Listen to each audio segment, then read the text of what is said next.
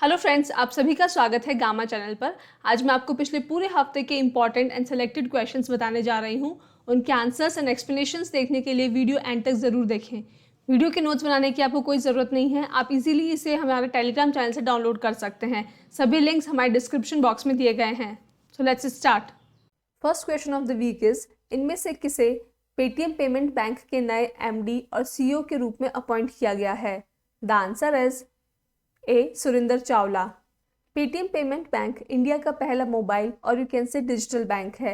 यहाँ पे balance requirement is 0 और डिजिटल ट्रांजैक्शन के चार्जेस भी 0 हैं। इसकी स्थापना हुई थी 2015 में और उसी साल आरबीआई ने इसे लाइसेंस भी ग्रांट कर दिया था। 2021 में आरबीआई ने पेटीएम पेमेंट बैंक को शेड्यूल बैंक का स्टेटस दिया है। पेटीएम पेमेंट बैंक के हेडक्वार्टर्स हैं नोएडा में। As you know, it has been established from Paytm, which was founded in 2010 by Vijay Shekhar Sharma. Paytm Payment Bank में Vijay Shekhar Sharma owns 51% equity and 49% equity goes to 197 Communications Limited. Vijay Sharma Paytm Payment Bank के promoter भी हैं।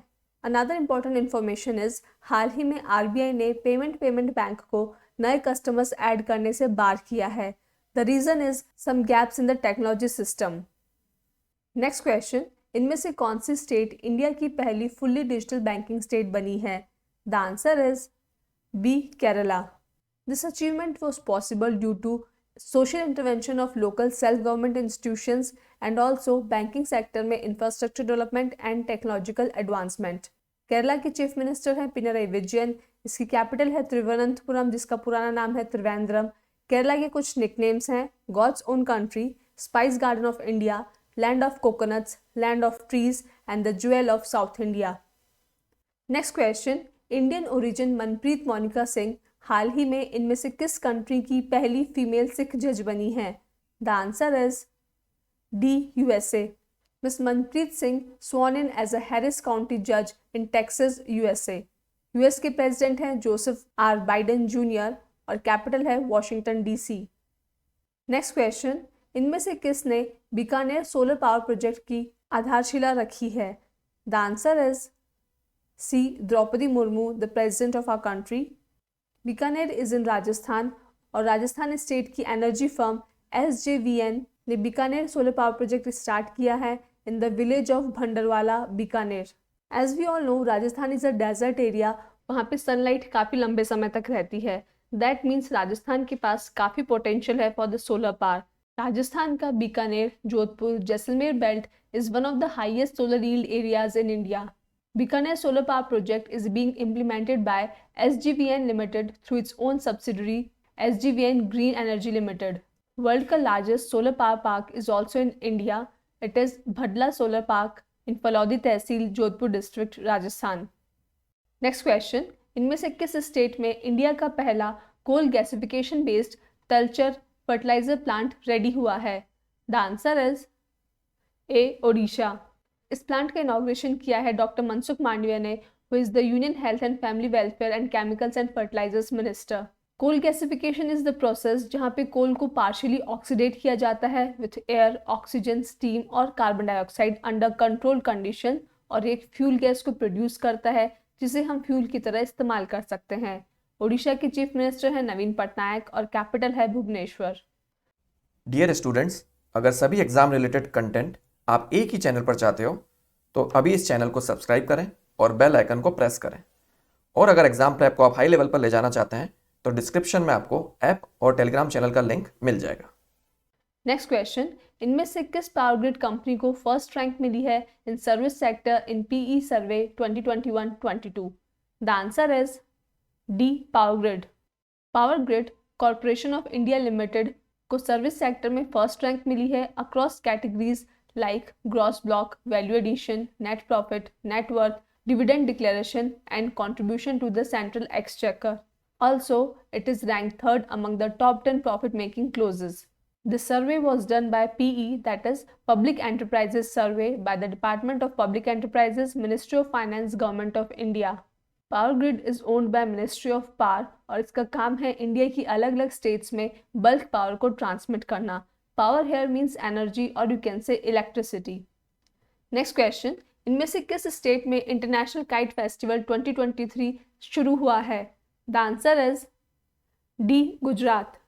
गुजरात में kite festival को उत्तरायण के नाम से जाना जाता है और ये 14 जनवरी को सेलिब्रेट किया जाता है। इस साल ये शुरू हुआ है अहमदाबाद में, which is the largest city in Gujarat. Kite festival Uttarayan और Makar Sankranti is the day जो मार्क करता है end of winters, start of summer and the beginning of a new harvest season according to the Indian calendar. इस फेस्टिवल का organiser है Gujarat tourism और उन्होंने G20 की theme one earth, one family, one future को लेते हुए इस फेस्टिवल को ऑर्गेनाइज किया है। गुजरात के चीफ मिनिस्टर हैं भूपेंद्र पटेल और कैपिटल है गांधीनगर। नेक्स्ट क्वेश्चन, इनमें से किस स्टेट में union home minister Amit Shah ने 120 foot tall statue of a polo player inaugurate किया है? The answer is C, Manipur. Manipur is known as the birth place of polo game. इस स्टैच्यू को इनॉग्रेट किया गया है मणिपुर की कैपिटल सिटी इम्फाल में at the Marjing polo complex.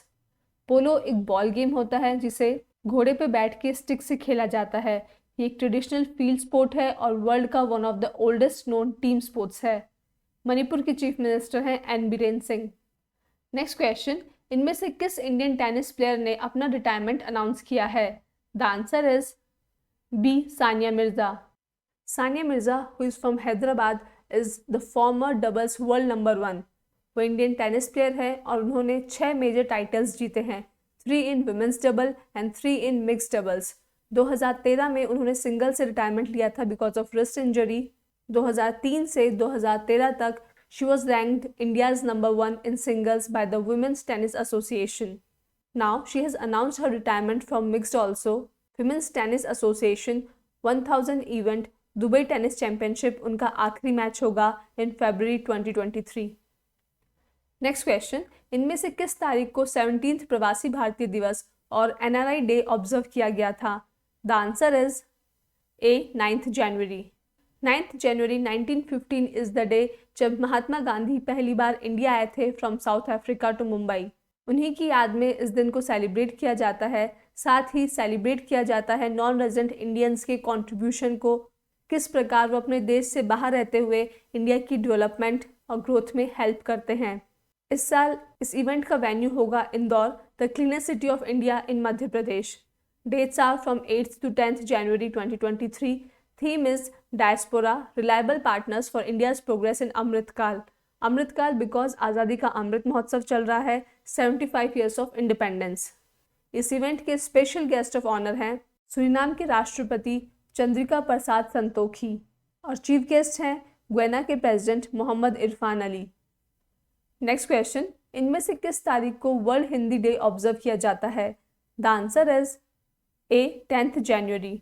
Hindi एक इंडो आर्यन लैंग्वेज है, इसे देवनागरी स्क्रिप्ट में लिखा जाता है। ये गवर्नमेंट ऑफ इंडिया की 2 ऑफिशियल लैंग्वेजेस में से एक है, the other one is English, और ये इंडिया की 22 शेड्यूल लैंग्वेजेस में भी इंक्लूडेड है। इस डे को ऑब्जर्व किया जाता है to promote awareness about Hindi language across the world. 10th January is the day जब पहली बार यूनाइटेड नेशन जनरल असेंबली में हिंदी लैंग्वेज को बोला गया था। ऑल्सो इन 1975 इस दिन पहली वर्ल्ड हिंदी कॉन्फ्रेंस हुई थी इन नागपुर, इंडिया। इस साल 12th वर्ल्ड हिंदी कॉन्फ्रेंस 2023 होने जा रही है फिजी, जापान में। Theme of the event is Hindi, traditional knowledge to artificial intelligence. Northern और सेंट्रल इंडियंस के लिए हिंदी इज द मातृभाषा और मदर टंग। नेक्स्ट क्वेश्चन, इनमें से किस कंट्री ने हेनले पासपोर्ट इंडेक्स 2023 को टॉप किया है? The answer is C, Japan. Japan के पासपोर्ट होल्डर्स 193 ग्लोबल डेस्टिनेशंस में without pre approved visa travel कर सकते हैं। That is the reason why Japan is on rank 1। Rank 2 को जॉइंटली होल्ड करता है Singapore and South Korea. Indian passport is ranked 85th because Indian passport holders 59 countries में without pre approved visa travel कर सकते हैं। Henley passport index एक global ranking है जो कि कंट्रीज को रैंक करता है on the basis of travel freedom enjoyed by the passport holders of that country it's citizens. Next question, इनमें से किसे इंडिया में मेटा का ग्लोबल बिजनेस हेड बनाया गया है? द आंसर इज सी, विकास पुरोहित। विकास पुरोहित इससे पहले टाटा क्लिक के CEO थे। Tata click is a firm of Tata. Meta, जिसे हम फेसबुक के नाम से जानते थे पहले, एक अमेरिकन मल्टीनेशनल टेक्नोलॉजी कॉन्ग्लोमरेट है। It is based in California ये कंपनी ओन करती है Facebook, Instagram, WhatsApp etcetera. Meta world की one of the most valuable company थी, बट 2022 के बाद से it is a loss making company और अब ये अमेरिका की टॉप 20 बिगेस्ट कंपनीज में भी नहीं आती है। It is considered one of the big 5 American information technology companies. The other 4 are Alphabet, Google, Amazon, Apple and Microsoft. Next question, इनमें से किसे ECIL that is Electronics Corporation of India Limited के chairman और MD के रूप में appoint किया गया है? The answer is D Anurag Kumar. ECIL एक पब्लिक सेक्टर एंटरप्राइज है। It is under the department of atomic energy. इसकी स्थापना हुई थी 11 अप्रैल 1967 में बाय AS राव। इसके हेडक्वार्टर्स है हैदराबाद में। ECIL का काम है इंडिया में इलेक्ट्रॉनिक्स का एक स्ट्रॉन्ग इंडिजिनस बेस तैयार करना। इंडिजिनस मीन्स जो इंडिया में ही डेवलप किया गया हो, इंडिया में ही तैयार किया गया हो। ECIL एक multi product multi disciplinary organisation है। इसका फोकस है on indigenous nuclear energy, space and defence sector. ECIL ने 2012 में एनवायरमेंट प्रोटेक्शन अवार्ड जीता था in the category research and development and other units group. Next question, 2023 में celebrate होने वाले नेशनल साइंस डे की थीम क्या डिसाइड की गई है? The answer is B global science for global wellbeing. India में नेशनल साइंस डे सेलिब्रेट किया जाता है 28 फरवरी को, बिकॉज इस दिन CV रमन ने रमन इफेक्ट को डिस्कवर किया था, जिसके लिए उन्हें आगे चल करके 1930 में नोबेल प्राइज मिला था in physics. CV Raman was the first Asian जिन्हें नोबेल प्राइज मिला था किसी भी ब्रांच ऑफ साइंस में, बिकॉज लिटरेरी में तो रविंद्रनाथ टैगोर को मिला ही था।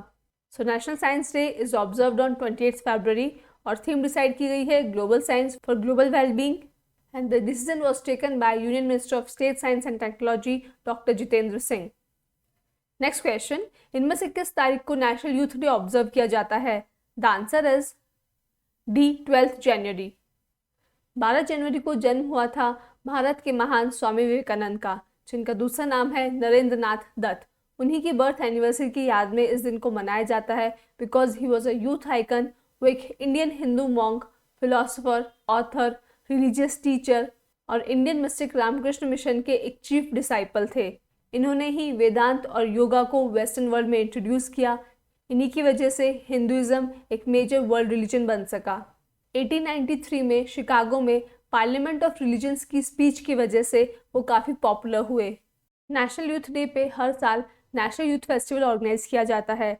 इस साल मोदी जी ने इस इवेंट को इनॉग्रेट किया है in Hubli, Karnataka. Theme is Viksit Yuva Viksit Bharat. Youth like you, me, we have huge responsibility on our shoulders of the nation, of the family, so we should always behave responsibly. Next question, इनमें से किन डेट्स पे national road safety week 2023 observe किया जाता है? The answer is B 11 to 17 January. 11 से 17 जनवरी को India में मिनिस्ट्री ऑफ ट्रांसपोर्ट स्वच्छता पखवाड़ा ऑब्जर्व करती है। ये एक वीक लॉन्ग सेलिब्रेशन होता है जिसके दौरान रोड सेफ्टी को लेकर के अवेयरनेस का कैंपेन चलाया जाता है, बिकॉज रोड एक्सीडेंट्स इंडिया में एक मेजर रीज़न है फॉर सडन डेथ्स। इंडिया में मिनिस्टर ऑफ ट्रांसपोर्ट स्टेट है नितिन गडकरी जी और union ministry of road transport and highways हैं जनरल विजय कुमार सिंह। इंडिया में longest national highway runs from Srinagar to Kanyakumari.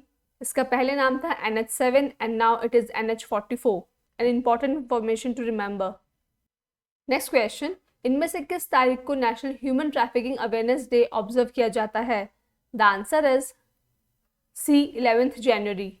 This day is dedicated to raising awareness about human trafficking. Human trafficking का मतलब है जोर ज़बरदस्ती या धोखाधड़ी से लेबर और कमर्शियल सेक्स एक्ट को ऑब्टेन करना।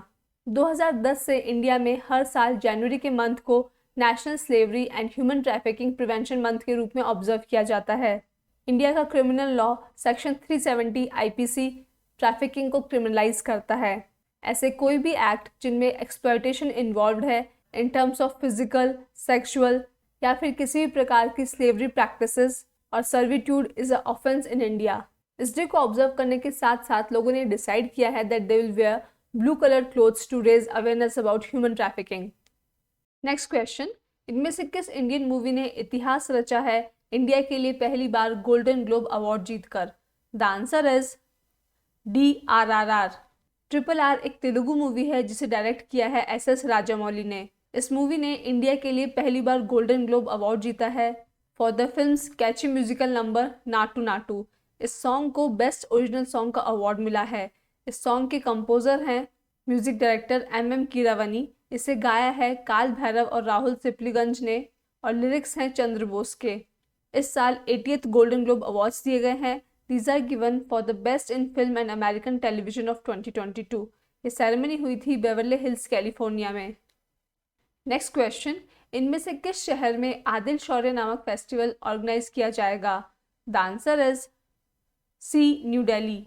सुभाष चंद्र बोस, जिन्हें हम नेताजी के नाम से जानते हैं, उनका जन्म 126 साल पहले 23 जनवरी को हुआ था।